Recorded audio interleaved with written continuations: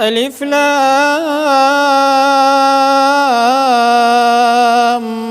ميم.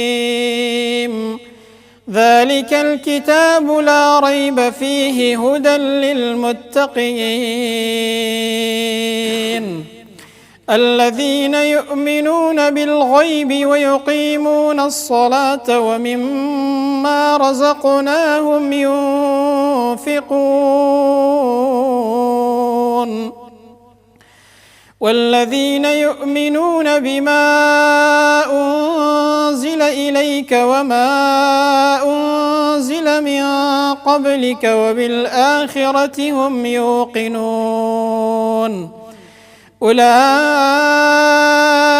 على هدى من ربهم وأولئك هم المفلحون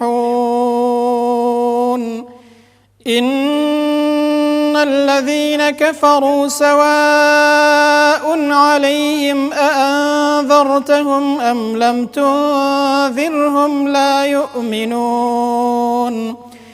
ختم الله على قلوبهم وعلى سمعهم وعلى أبصارهم غشاوة ولهم عذاب عظيم ومن الناس من يقول آمنا بالله وباليوم الآخر وما هم بمؤمنين يخادعون الله والذين آمنوا وما يخدعون إلا أنفسهم وما يشعرون في قلوبهم مرض فزادهم الله مرضا ولهم عذاب أليم بما كانوا يكذبون.